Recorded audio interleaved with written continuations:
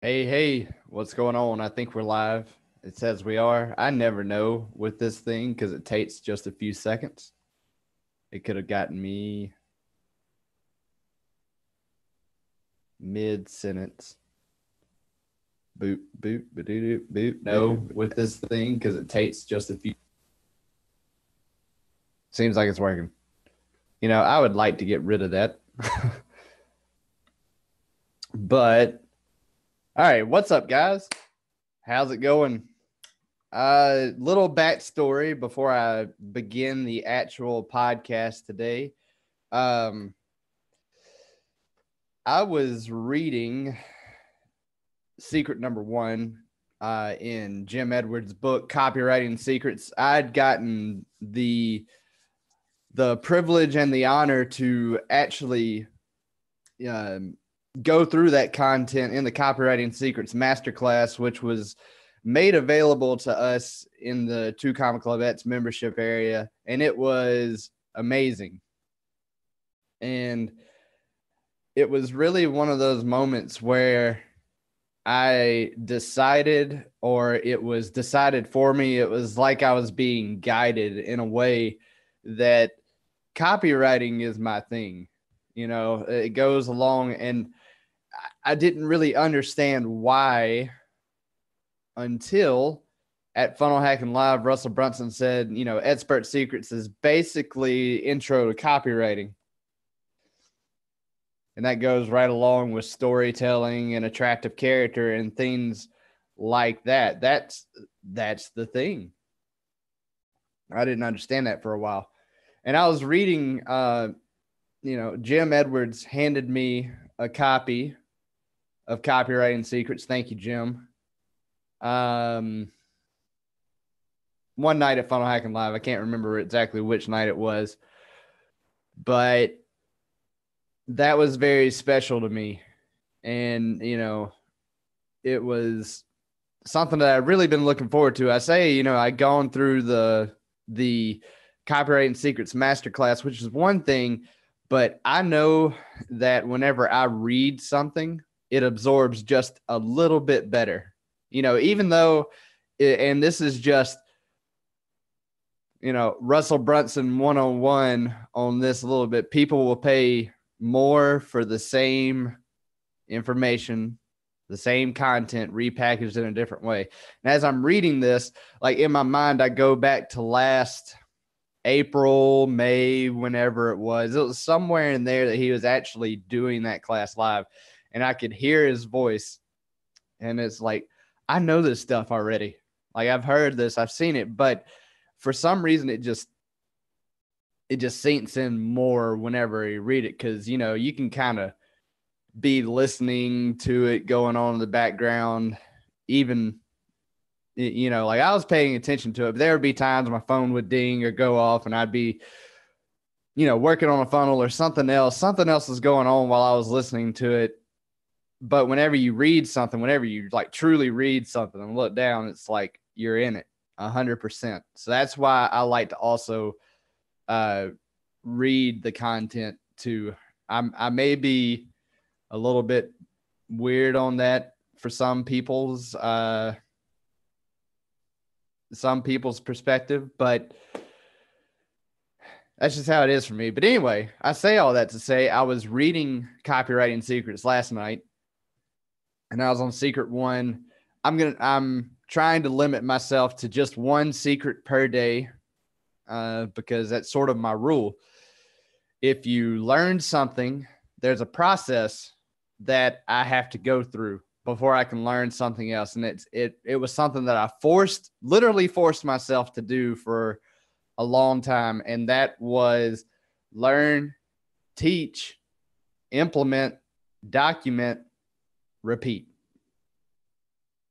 And it also fits into the sacred sits as far as part of the future category, as far as how I'm growing and evolving on a daily basis. And that's hard because I love to learn. I'm addicted to learning.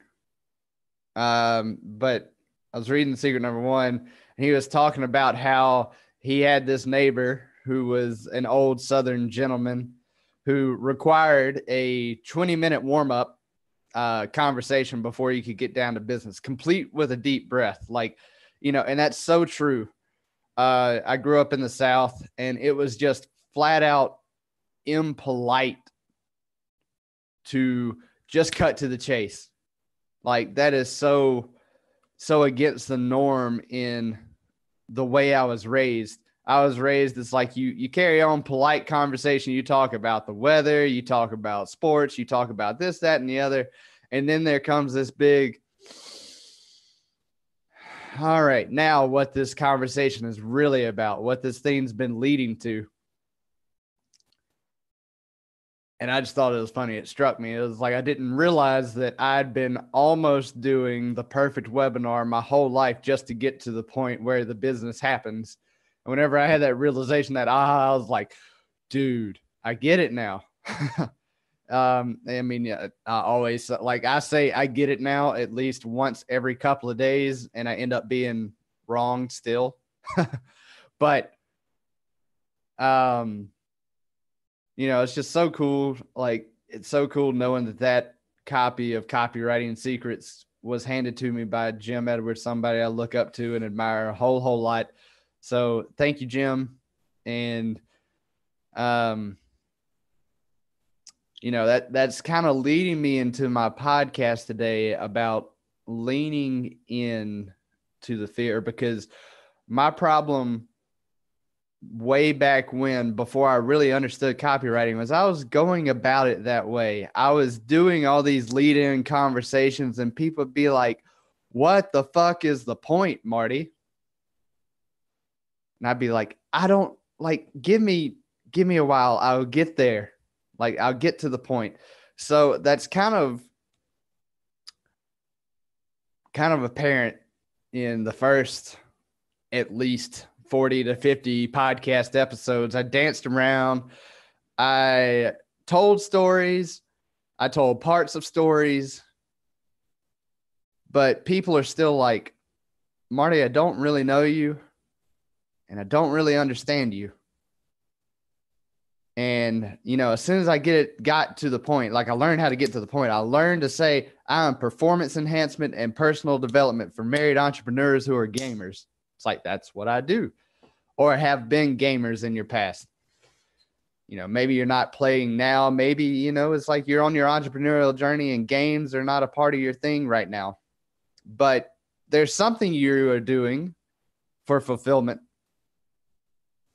Something that you do to fill your cup up. If not, you're going to run out of stuff. Like, you're going to run out of your capacity to give and contribute to others in powerful ways if you're not doing something that fulfills you.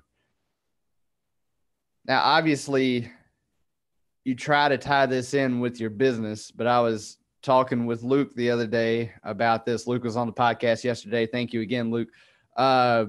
You get your wires crossed a little bit sometimes. And there's this fear that you're being selfish whenever you do that. And that usually comes about whenever you don't have the first 4 of the sacred sits kind of locked down. You're not being true to yourself in that. And people for a long time have been confused about what I do, because I talk about video games a lot, but I'm not the guy that's like, you should play video games all day, every day type of guy. But I'm also not going to condemn them if that's what really makes you happy. And at Funnel Hacking Live, there was a small group of us. There was Jorge Vasquez, one of the 2 Comma Club Bets coaches, and Daniela, Dominic, Luke, my wife, Amanda, and Steve Bartetsko walked up at the last bit. And it was the first time I told this story. And all of a sudden I see it in everybody's eyes that it finally made sense why I do what I do. And I'm going to stop right there kind of regather myself for a second because I want to save this for the actual podcast.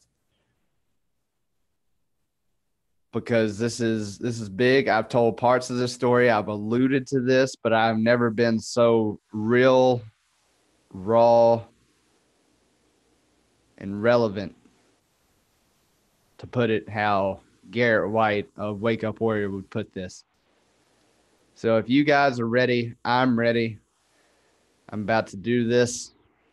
I'm about to tell this story. And I'm going to get through it. And I'm going to try my best to keep my composure. But if I kind of waver a little bit, that's all right. So I'm actually going to do 2 recordings here. I'm going to record the intro because it's on my mind right now. And I feel like I know where this is going. In fact, I know where this is going, but here it is. All right. All right. About to record the intro.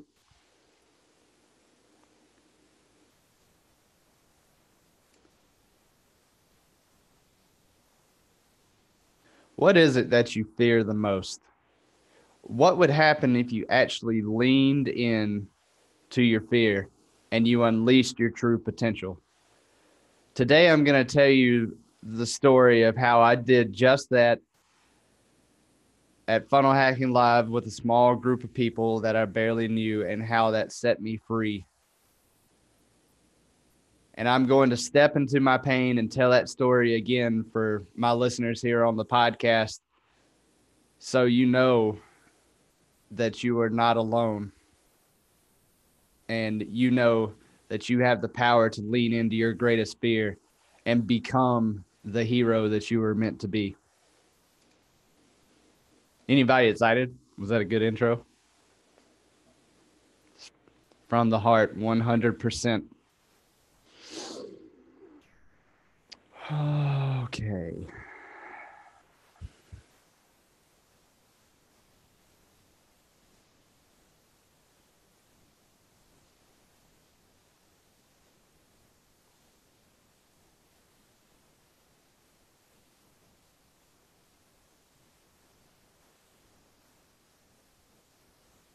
Here we go. On your mark, get set, and go. False start. I was still saying go whenever I hit the actual button. I'm sure it picked it up. All right. On your mark, get set, and go. What's going on, everybody? Marty here. And on today's episode of Marketing Siege Radio, I commit that I'm going to show you how to lean into your fear and unleash your true power, your true potential by doing so, by having the courage to step into your fear and wear whatever it is that you think has made you irreparably broken, and use that to connect with your audience like you never have before. I've always known this was a story, but let me backtrack just a little bit. I was sitting there at Funnel Hacking Live, and I was watching some panelists and fellow peers and members of the Two Comma Clubettes program tell their story and get all vulnerable on stage. And it got me to thinking about the thing that was holding me back all last year. And I had this tremendous fear of putting myself out there. I remember I would, try to provide value to people, try to reach out to people, try to comment on their posts, try to be helpful, inspirational, controversial even. Like, it wasn't even about making somebody angry. I actually found I was pretty good at that when I needed to be. But a small group of us, a small group of people who I had just met in person, were standing around, and we got on the subject of, all of us were kind of in the same place. We were like, damn it, we fucked up. We didn't put ourselves out there. We didn't open ourselves up. We didn't say what was really going on. So, it was a joking conversation at first.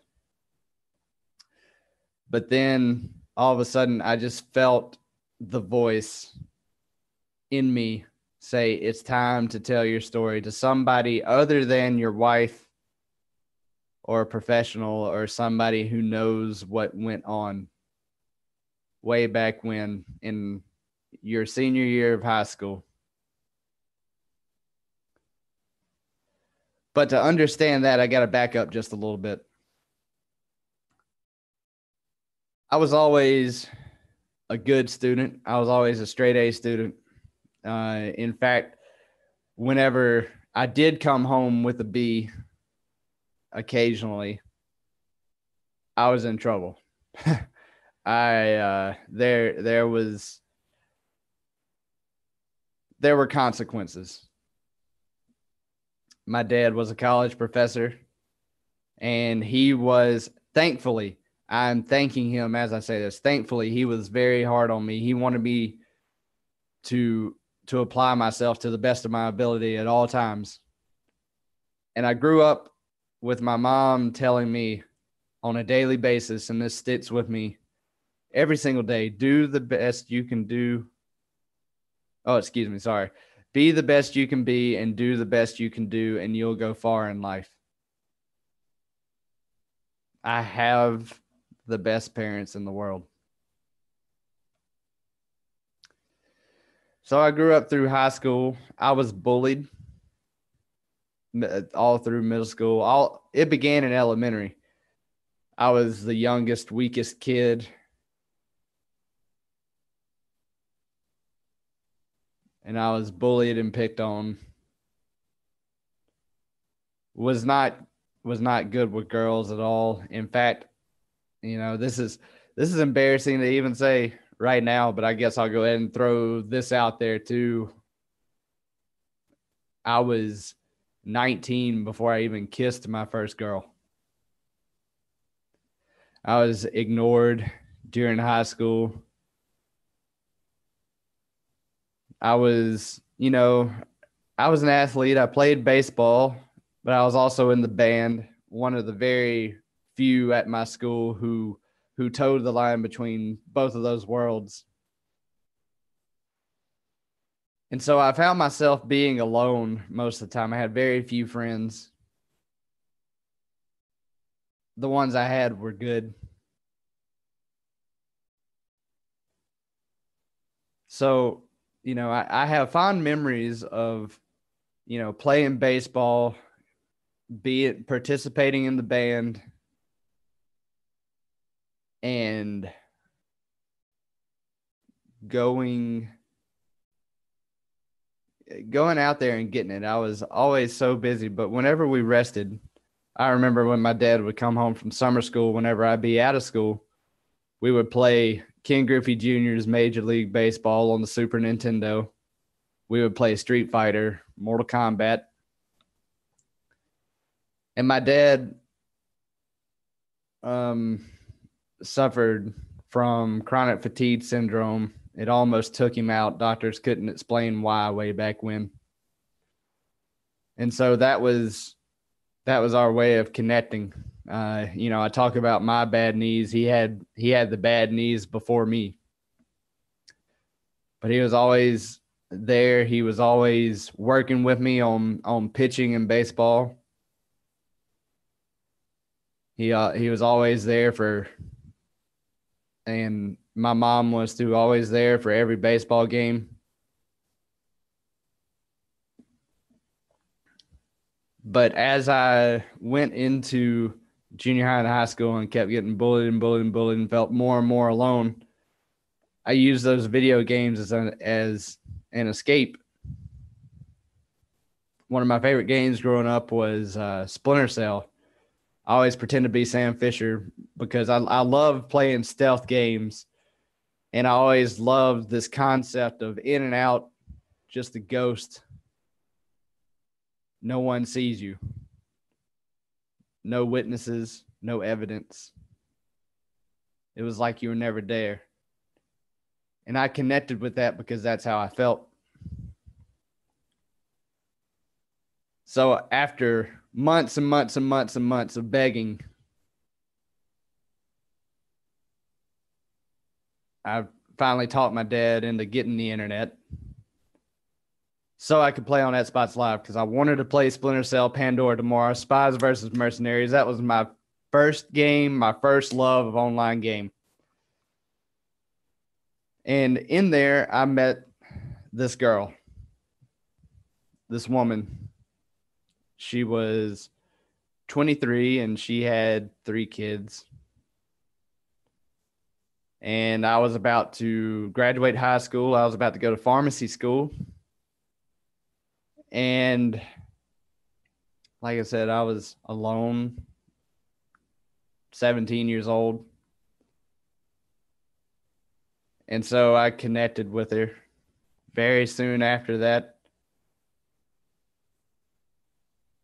we began talking on the phone every night for months. And, you know, I'll spare specifics here, right now, but you can kind of guess what a 17-year-old boy would like to hear from a seasoned 23-year-old girl. And I was head over heels in love with that girl. And then my parents found out.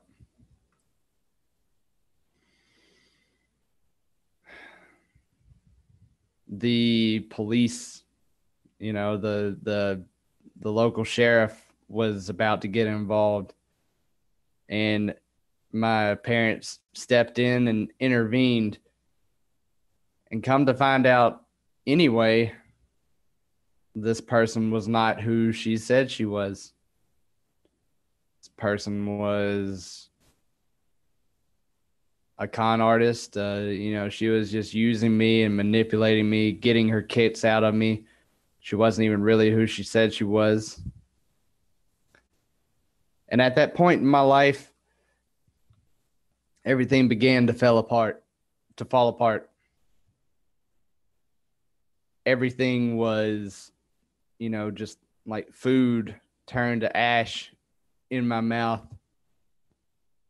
There was no joy and excitement for anything.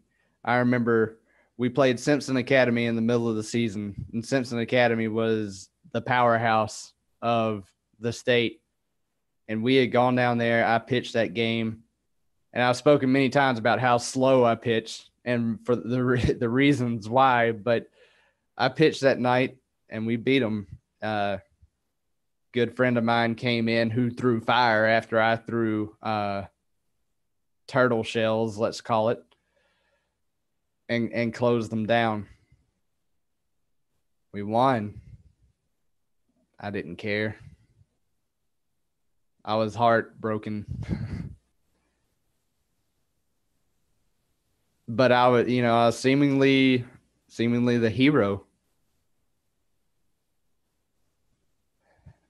My grades stayed up because I was fearful of what would happen to me if I didn't keep them up. I was preparing to go into this this new life at college, but everything, like, and I used to, despite all that stuff, I used to be, and I found it again since then, but I used to be so confident, so good natured, so goodwill. I always saw the bright side in everything. And then I lost everything. I lost my innocence. I lost the ability to trust myself. And I was so guilty and ashamed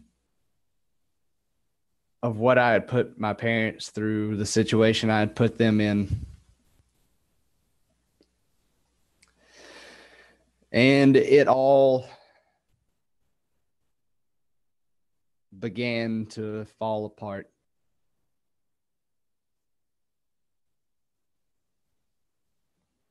I never went out and partied because I wasn't allowed to, but eventually there were a few workarounds that I did. I went out and I started drinking heavily, even though I never drank before. Blacked out at a friend's house, and lost a friendship over that. Or at least that was the start of it. And no one understood. No one understood me. Everybody was like, like they found out about it. They were there was one or two things. They either didn't understand, didn't know why I was so upset,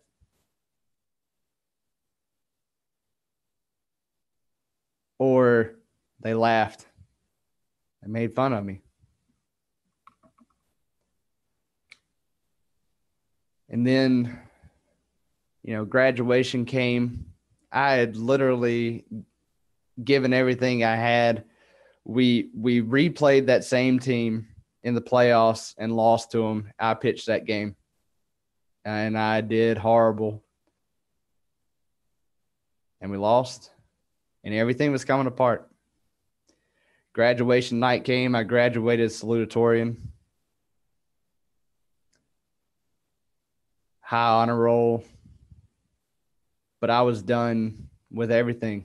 I was ready to be out of there. I didn't want to live anymore. So I remember graduation night. I gave the speech, or one of the speeches at graduation, and everything I spewed out was just a fucking lie. It was so fake. I remember saying the words just to please everyone around me. And we go out to a party that night. And I remember, there was just alcohol everywhere. Barely drank before I had blacked out that one time, but this time I had a plan. I was just going to drink until I couldn't stand it anymore. And hopefully that got me. But then I saw the pool. I remember chugging tequila, and it tasted just like water. There was no taste. Just chugged it. Sat there on the edge of the pool for a little while. And the last thing I remember is walking into that pool, hoping to not come out. I was hoping that everyone would do what they had always done and just ignored me.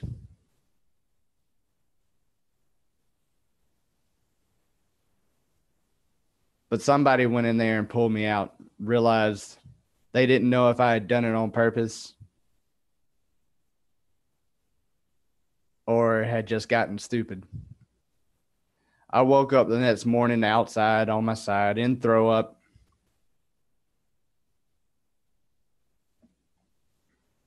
I got up, I walked inside, and everybody looked at me like I was a ghost. They told me the whole story of what I had done. And by this point, I guess my brain had just suppressed it, choked it down inside, stuffed it down. And I forgot for the next 13 years. I never thought about that again. I never thought about what I had done, but my subconscious remembered.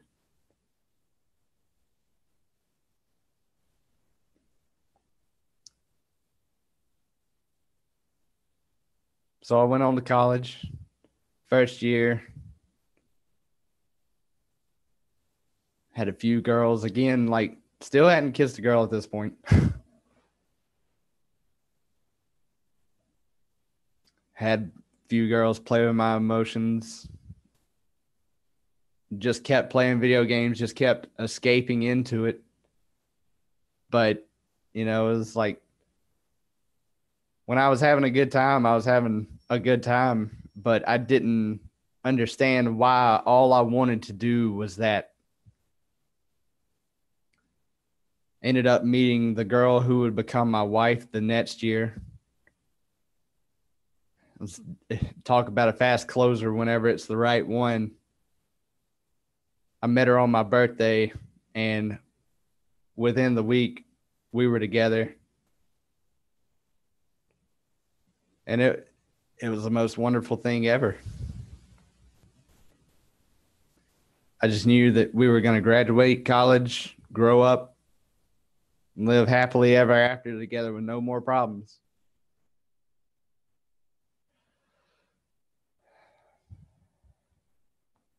I decided I didn't want to be pharmacy major anymore. After that, I went into pre-dentistry. And then, I kept listening to what I should do, and I kept being pushed into something. And I eventually just said, you know what? I love music. I was still in the band. My wife was the drum major in the band. It's going to be music education. So fast forward, I got my job as a band director. I was hoping to play bass guitar in a heavy metal band. I'd gone all through high school playing in a band, all through college playing in a band, and I wanted to tour the world playing in a band. And instead, I found myself in my backup plan living a totally non-fulfilled life. And before I knew it, just like that, I was 100 pounds overweight.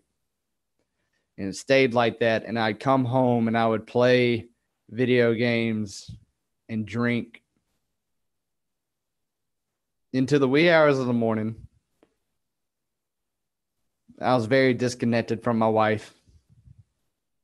She was disconnected from me. She had seen who I was capable of being, because I was at my best whenever she met me, whenever we met each other. And I was at my best then, but there was this thing that was killing me from the inside that I didn't even know was there. I began watching the UFC, the Ultimate Fighting Championship, again. I had, started traditional martial arts whenever I was a teenager in high school because I was fucking bullied so much. I was beaten up so many times. I needed something. And then in that, combined with my love for Street Fighter and Mortal Kombat, I loved watching MMA, loved watching the UFC. So one day I got tired of being fat. I was watching The Ultimate Fighter. I was watching these people chase down their dreams and putting their health on the line for it. So I found this dude who was working with all the fighters, Mike Dolce. I say all the fighters, a large portion of the fighters, helping them cut weight and lose weight. I bought the UFC Fit program and I was off to the races, and I lost 100 pounds in less than a year. It took 11 months. I went from 235 down to 135 in less than a year. I quit my job. I moved. I started competing. And I wouldn't stop. I would never stop training. I kept training so much. I hated myself so much. I would never stop. I would just go through the pain. And eventually my body began to rattle apart. 1 knee surgery, 2 knee surgeries, 3 knee surgeries, the last one being catastrophic. Took me out, took me down. And then, of course, I had to rebuild everything again from the ground up. It took me out of my dream. I had fought hard. I remember telling myself the worst things whenever I was losing that 100 pounds and while I was training, just to backtrack. It was like, if you stop, Amanda's going to leave you. If you stop, you're not worthy of love. I began to feel alive while I was losing the weight. I felt all this energy coming in, but it was fueled by anger, hate, and rage and fear. Fear of being abandoned again, fear of everything being a lie.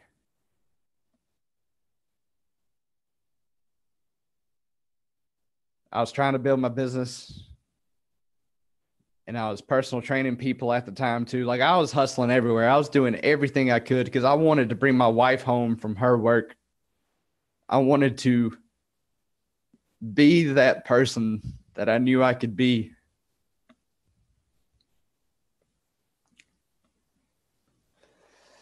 So I began streaming on Twitch, trying to sell my coaching, talk about my coaching, just help people out. Like, I worked so long I didn't even want to make money, but eventually I came to the spot where I was like, dude, you're going to have to make money if you're going to get her home. But I didn't know how, didn't want to learn how for a long time.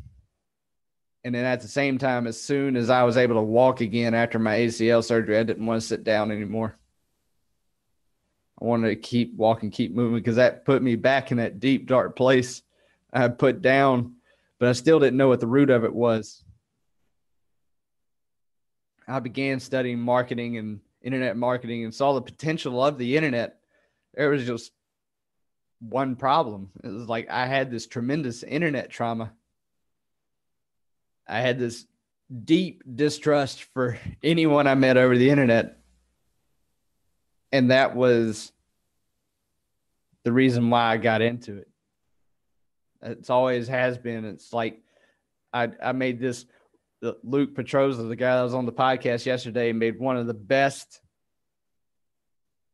It was a good compliment.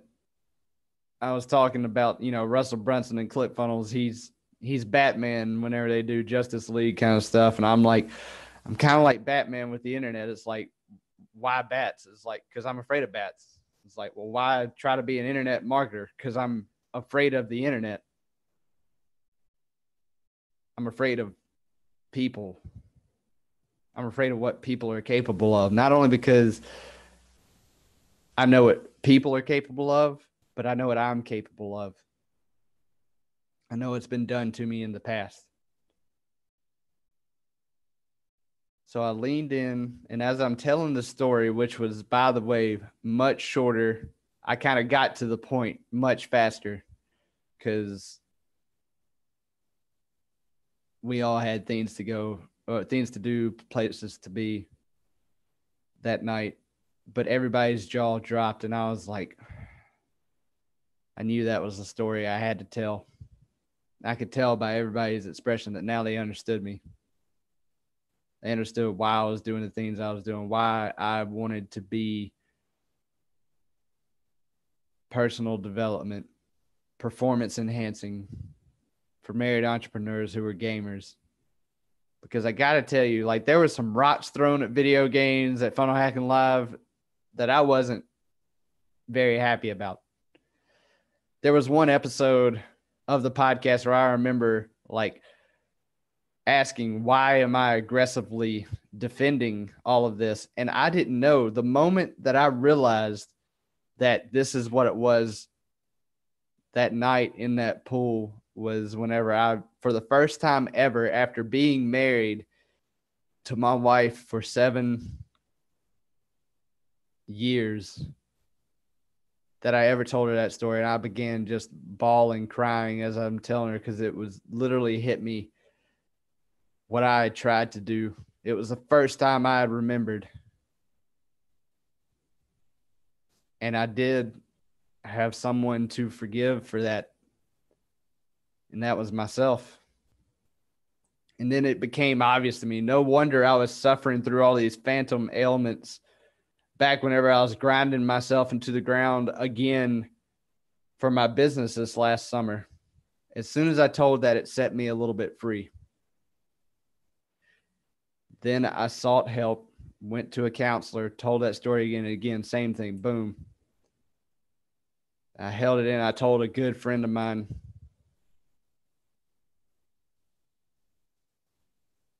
my MMA coach.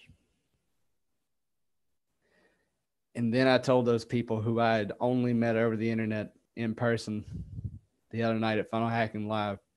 And it was the most freeing thing to me because I thought that I was irreparably broken. I thought that that was the thing. I was so ashamed of it. I was so ashamed of letting people know that had happened to me. But as soon as I did, all of a sudden I started making sense to people. They started understanding me, and I understood myself more, and I understood myself, or understood why I'm on the mission that I'm on. As business owners, we all have trauma somehow. That's why we started a business. That's why we got out of our comfort zone. That's why we started being entrepreneurs. We started looking forward into the future and gaining these visions and coming back to the present, as Alex Sharfin would say, and demanding that it becomes a reality. So whatever that fear is for you guys, please lean into it. It's the answer. It's the story that everybody needs to be able to connect with you, to be able to understand what you're doing. And remember, you're just one upgrade away. All right. There it is. I made it through it. I feel a lot better. Like it's fucking out there now. So I'll see you guys next time. Thanks for tuning in to the behind the scenes of the making of the podcast. This was a heavy one today, and I hope it helped you realize and understand that you're not broken. You're not alone. Thanks.